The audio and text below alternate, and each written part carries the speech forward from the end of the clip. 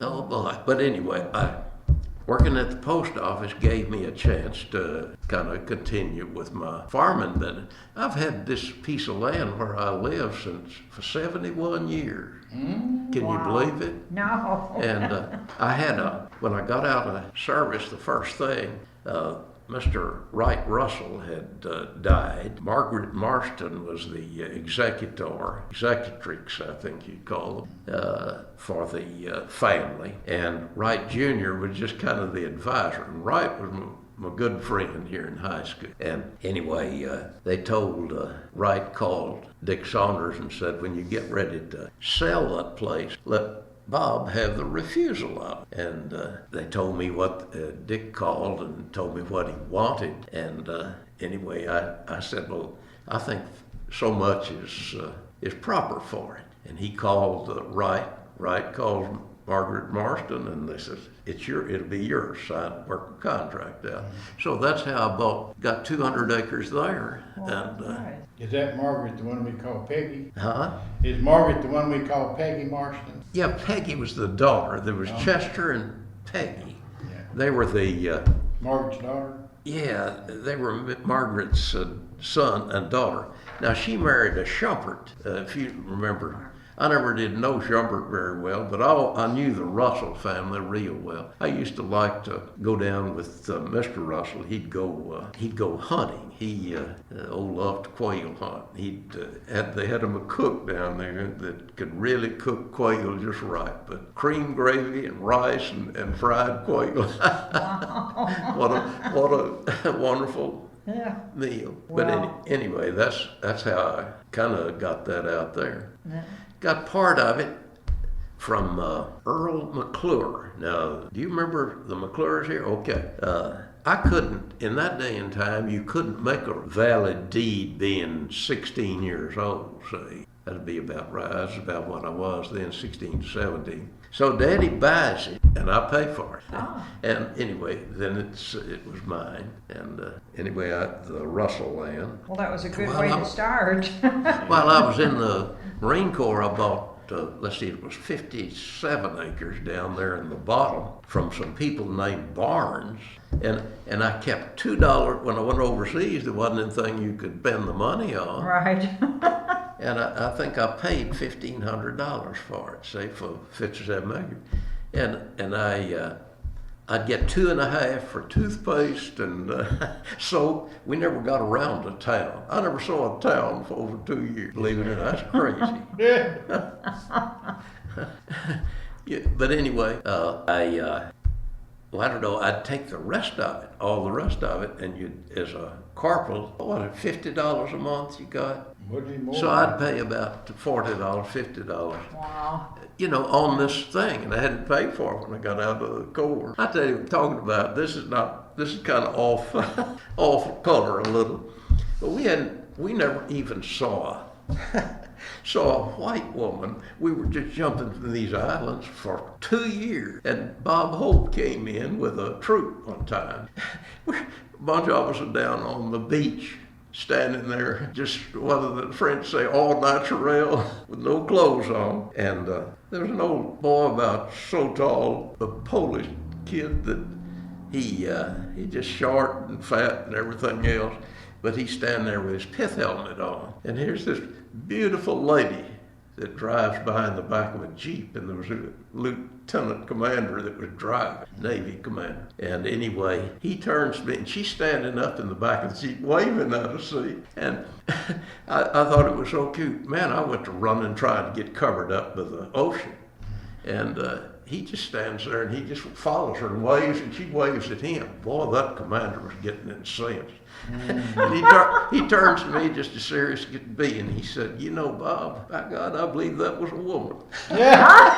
But the way, excuse me now, but anyway, I thought it was so cute the way he answered it, but we didn't get in trouble.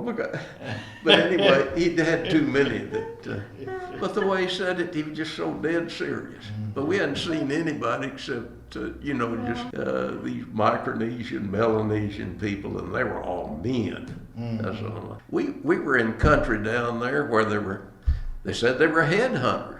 You know, in the Yeah. Solomon, you had what, I don't know whether they were Melanesian, no, they were Micronesian, I think. And they were these kind that were black, but they'd have red hair, you know. And some of them looked pretty hard. But I know that there were either Australian missionary converts or these people that they told us don't have anything to do with them. Don't try to barter with them. Don't let them alone because they're bad news. You'll get in trouble with us if you do. And they Well, are you say getting I need to get out and let you off. Well, no, that's all right. I just wondered if you're getting tired. Do you want to No, take a I'm break? not tired. When I get started like this, it's not. I see so few people except at breakfast. So, Yeah. and I already know, I think, everything that they've seen on TV and going to talk about. And Yeah. I get kind of lonesome sometimes to talk to people. Well, we love to have you about. talk to us, huh? We live in the past, Bob. Yeah, Do you? we live there. You can't help but live in the past a bit when you get to this point, for sure. You Well, really can. But well, anyway, I'll say this about the store buildings there on the north side, down on the corner where the bottom drug was. Before that, there was a guy. Let's see, there was a business, Fitzgerald and Uri, and then there was R.L. Lawrence. And I believe Mr. Fitzgerald were in business, and Fitzgerald didn't stay long. And coming up the street, there was, pardon me, there was Ollie Fincher's Candy Kitchen, we called it. They used to bribe me and make me go to the Methodist church at night because I thought if you went in the morning, there wasn't any use in just getting overcapitalized in religion. So, but anyway, they say, we'll take you to Fincher's Candy Kitchen if you just go and not make a fuss tonight. Okay, so I'd go in there. But Mr. Fincher was an old-fashioned soda fountain and stick candy. That was all he had. Yeah. And these wire tables, you can imagine what I'm trying to say maybe. Okay, then later, I think, what was the guy that made the hamburgers there? I think of his name in a minute. He succeeded Ollie Fincher. Then there was J.O. Ware, had a clothing store, and it was mainly material goods for women, bolts of material. Uh-huh. You remember those days, I know. Oh yeah. Maybe they still have them somewhere. But you have to go to a Sherman. specialty store. to Yeah, find it is it. a specialty. But he sold overalls and work clothes and that Yeah. sort of thing. Then up the street, of course, there was Ms. Homer Thompson's place. Ms. Thompson was in there. No, first of all, there was Ed Curley. That's Scott's grandfather. What? Yeah, he could probably tell a whole lot more, through his father Tom. But Mr. Curley was a nice guy. They were always good. These grocermen, little old kid barefooted there, coming in, looking in a store, wandering around. You were always good for a soft touch for a cookie or something. See, and they sold everything in bulk, so it was easy to get you one. Uh-huh. That was a strange way of merchandising in those days. They'd have these huge barrels of mackerel in salt brine or in brine, and they'd have sugar and they'd have flour, and you could buy it in the bulk. And then they modernized and sold it in 24-pound sacks of flour, And I don't know, that was kind of the way life operated. And then, let's see, after you leave Curley's, you'd get Ms. Homer Thompson. Now, Ms. O.M. Weaver was in there at one time, too, a millinery woman. And then the Brannons were on the corner. Then around the store, Mrs. Weaver had a business at one time. I think she moved from somewhere around. I can't think of anybody in the middle there. Something's happening. Yeah, I don't know what was down there either. But I'm just kind of rehashing the stores and all. But anyway, that doesn't cover bottom, but it's a beginning. At one time we had kind of an interesting place. I'm gonna say, talking about 1925 and 6, with a wholesale grocery, and you had the compress on the other side. You had the cotton mill down here, and you had the cotton oil company. The trains were running twice a day. Okay. I used to take a nickel and get on the train and ride to Ector and catch the other train by. A big Yeah. deal. My aunt was gonna do that for me. She was gonna drive to Akron and ride the train to Bonham, but she died before we could do it. Gosh, I'm glad to find somebody that might be acquainted with that So system. this out here was before 1925, around the turn of the century. This was a busy place out here, Yeah, where they Yeah. had a lot of rooming houses for the railroad people. You know, yeah. and Tom's got a lot of information on that. Yeah. You know, I'm glad that I can kind of remember those things because a lot of people, I think, through the years you'd say, do you remember when you were 7, 8 years old, maybe, did you ever go down to the honky tonk down on 6th Street and see some of those bands that came in? I didn't even know they had it down there, see? And, but I don't know, I thought it was fun. I'd slip off and go down there. And they looked after me. You were just as safe in those days, just as safe as you'd be anywhere. Uh-huh. And then I know when I'd get to the door and want to go inside where I could really, and they'd make that old dance hall down there. I was And make it home. That And was say, long before I was growing up. and say, you don't have the business in there. You better stay out. And I'm gonna let you go now. But they wouldn't let me go inside. But that was something. But you know what? You had the Cotton Oil Company, and let's see what all. Captain Ice, that was a good thing. A long time ago, they had a guy here in an ice wagon. He'd make the rounds. Amos Washington. Oh man, if you got Amos, I wish you had Amos's picture because he was so good. That's not the ice wagon though, is it? What? There is an ice You know wagon what? up I don't there. think I ever met a bad person in those times. Really, that ever treated me bad, and I thought if they treat you with any sort of, goodwill, they were okay. And that's kind of the way. That's some of your. Is that, let's look at that. Is that an ice wagon or? In the ice wagon, I they was had thinking two it big was. old Belgian. No, they were Percheron horses. Oh, it's Boy. the Bonham Ice Company. Yeah, that's the ice wagon right there. this was a big wagon. Oh. See, that says Bonham Ice It didn't Company. have any. It didn't have any top on it. Oh. This may be before the time of Amos around. Ah. But I'd ride with Amos around over the east bottom and that part, and then he'd take me back to the Baptist church and let me out, and I'd walk home. But I'd spend an hour and a half, 2 hours riding with him, and that was fun.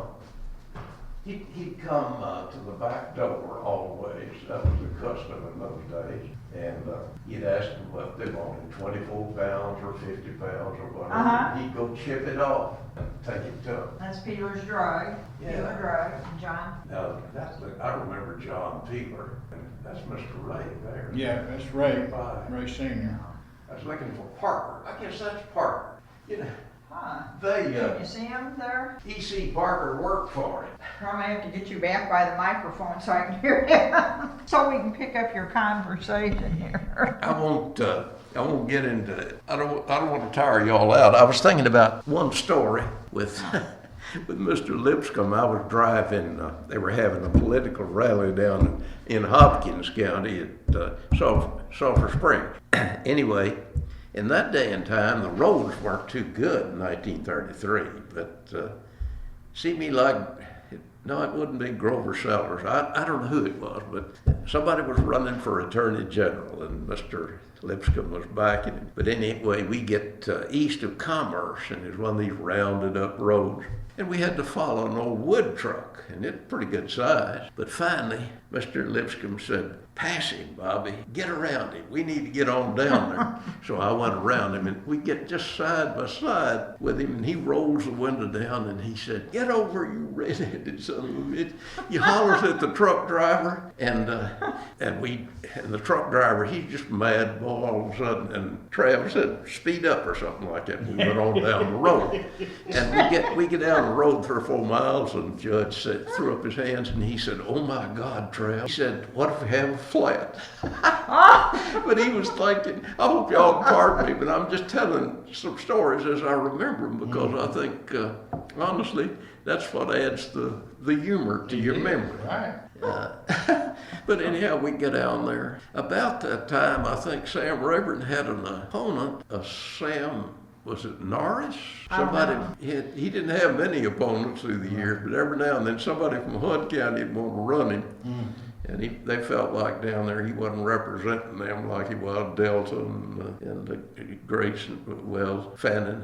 I can't even remember the 4th Congressional District, the counties that were in it at that time. I think Grayson wasn't it? Grayson and Fannin and Lamar and Delta and I don't know all he had, That sounds reasonable. But it was something it? like that. But anyway, there were a lot of funny stories. Mr. Lipscomb never learned to, he never learned to drive a car. I don't know whether I don't think he just wanted to drive. And that's how I ended up kind of a chauffeur for he and Judge Cunningham. One day, Mr. Lipscomb, I came up when they were over Hunt's store. That's where I think they got some kind of an exercise or place over there. You had Hunt's and then you had what? Luther Crawford was there at that time. The cotton exchange was upstairs over the movie. But I'd go up there and hang around because he'd give me jobs. He'd say, we need some circulars delivered, and if you'd get out. But anyway, he said, Bobby, I need to go to Dallas. I'm going to go to the athletic club. The governor's going to be down there, and I need to get there real quick. So anyway, we get a car and start down there. I think I was going in Daddy's car. But anyway, we get over at Hal. Before we get there, he said, I wish you'd drive a little faster. And I said, we'll get in trouble if we do. And he said, just see how fast it'll go. Well, we went through Hal, and we get down, there was a turn about a mile on the other side of Hal before you get to Van Alstyne. And here comes the constable after us, and he pulls us over, and he gives me the ticket because I'm the driver. And Mr. Lipscomb does the talking, but he still tickets me. And anyway, I take him to the athletic club, and I sit back, and they visit. And then we come home. About a week later, I said, what about this summons? And he said, oh, forget it. I'll take care of that. Don't worry about that, Bobby. And but anyway, I go in the office, Daddy's office, about that time, and here's the city marshal at Sherman and somebody from Howe and another guy. There were 3 of them there. And they had a warrant to arrest me out here at 13 and take me back and lock me up in jail because I'd failed to answer the summons. Mr. Lipscomb is in there, and he's talking to them, and their back is to me, and he's facing, and he sees me come in the door, and he raises his hands like he's going to stretch, and then he does it like this. In other words, take out running. So I ran up with Judge McGuirk's there on the corner, and I would look around, pretty soon they came out, and I went on down there, and he said, they were about to put you in jail, did you know it? And I said, well, I thought you were going to take care of that. And he said, oh, I took care of it now. I had to pay $10, but he said, I thought I'd keep it. But you had things like that, not too many things like that, but it's fun to remember. But he enjoyed seeing them come and get me, and it was his way of kind of having a joke, but I don't think he really thought that they'd, come to arrest you. What a deal. What did he say about that? Oh, he was fit to be died. Of course, the fact that Mr. Lipscomb was there, that didn't make. That's the only time I guess I ever really got a ticket. So I think that's probably limitations got it. That's good. Oh, me. Well, have you got one more story? I got about 15 more minutes on this Oh, tape. on the thing? Can you think I hope of some something? of my language doesn't you get told on a there. lot But of I good mean, that's ones what, here. to me, kind of gives me a lot of pleasure to remembering. Well, you know what? You're of the age where you can get away with that. Yeah. You know, Mr. Lipscomb at one time got me a job. I had an old Model T Ford. The Morgans out here had taken 3 and put them together, and they sold me that car for $50. But it's key. You could take it out here on the hill, and it'd run pretty fast coming down. That's Murphy's Hill, we called it. I don't know what they call it now. Well, then after Murphy's Hill, it became Titsworth Hill. Okay. And I don't know what it's called now either. Okay. Probably people don't even know, they don't even go that way anymore. But anyway, it was kind of like that. And that, anyway, what I started to say though, he was promoting Grover Sellers about that time for Attorney General. And he asked me, he said, would you like to have a job just hitting all the high spots in Fannin County and taking a circular for Mr. Sellers? And I said, yes, I would. And he said, I can get you $50. Is that all right? Well, $50 was a fortune to me. Yeah. And so I made the whole county for Mr. Sellers. And the thing that made me so happy about it was the fact that Grover Sellers carried the county by something like 4-1, because nobody else came to their house. And I made every house I could. I tried to be as conscientious as possible. I'd give them the circular and tell them that Mr. Sellers was a nice guy. He was down in Hopkins County and so on like that. And then I'd go on. And I was just real pleased. Mr. Sellers came to see Treya after that, after he got elected. And Mr. Lipscomb called me to come up to the office and meet him. I'd never met him except off kind of the distance or kind of a crowd-like situation. And that, I don't know, I felt, like a politician almost.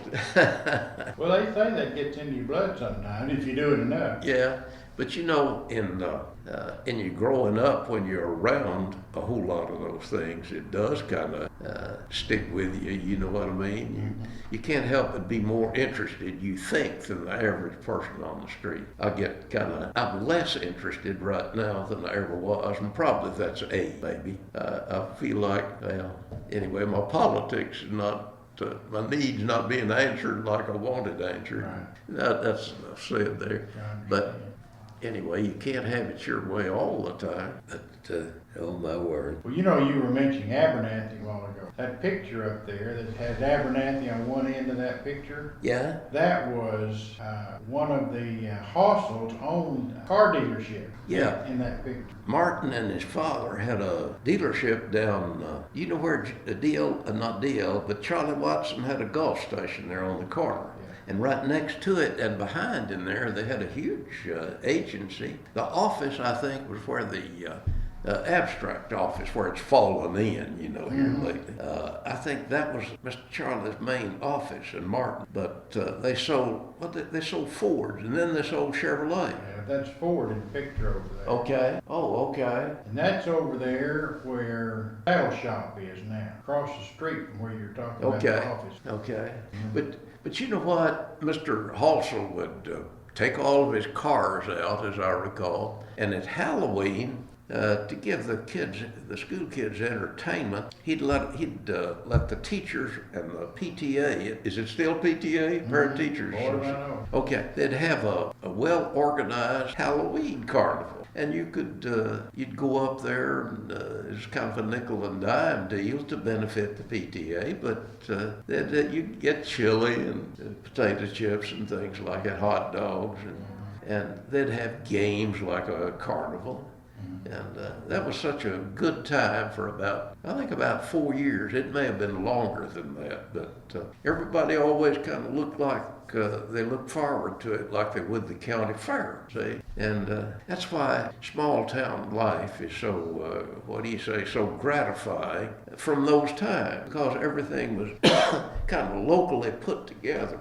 See, and you didn't have to drive Kalamazoo, so to speak, to find something that entertained you. Of course, our tastes were simple. You didn't have too much.